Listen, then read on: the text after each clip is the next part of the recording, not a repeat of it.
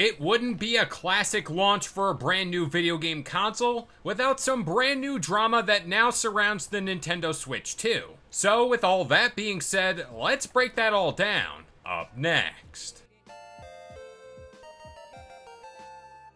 What's going on, guys? It's Kalo, and I'm here to give you the lowdown on all things gaming. And if you're new here, feel free to subscribe to this channel for weekly video game news content. Drop a like on the video, and welcome to the Level Up. So we are just a few weeks removed from the Nintendo Switch 2, and with that comes a lot of real-world experience for the console. This is normally where issues that weren't caught by Nintendo through various stages of Q&A now pop up. And this story today was quick to catch fire online, and rightfully so. Mainly because everyone has been on this honeymoon phase with the Switch 2, and now we're coming back down to good old-fashioned gaming reality. Now, this can be accredited to the very reputable Digital Foundry, where they just released their performance analysis for the Switch 2. More specifically, how they weren't really thrilled or wowed by the Switch 2's LCD display. The number one complaint from them stems from its response time, which compared to the Switch 1, it's actually outperforming the Switch 2.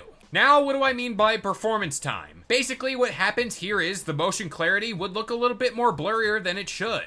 This also results in ghosting, and they did a good side-by-side comparison. Now, as I always try to do, I'm going to show you both sides of this argument.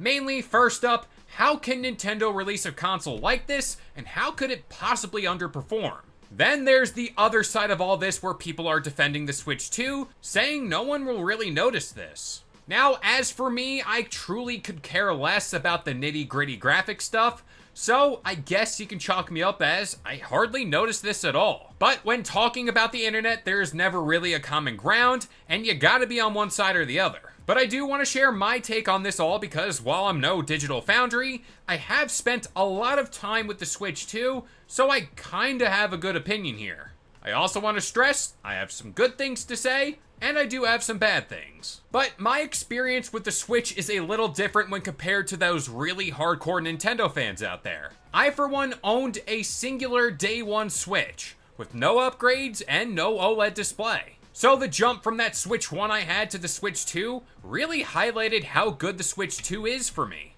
And I've always said when it comes to graphics, I never really ask too much, mainly because at the end of the day, I just want to play fun games, and I don't want to really prioritize fidelity. I also want to make it clear, I'm not discrediting Digital Foundry by any means, because they are way more professional than I'll ever be. But when you dissect a thing like this, you will probably uncover the truth. Now, the reason why this is all controversial is because, like myself, there is a loud majority that didn't even notice this issue, and are nitpicking about how they really slow down the footage to really expose the truth. Now, personally, I don't think that's the case, and Digital Foundry even went on to say this could all be fixed via software updates, and this isn't a hardware issue. What I also do think is happening here is people are comparing this device to a true home console like the PS5 or the PS5 Pro, and the Xbox Series X and S, which we must understand the Switch 2 is also a portable device. The fair comparison there would be something like the Steam Deck or ROG Ally. So I think at the end of the day, we just need to know what bracket to assign this console to.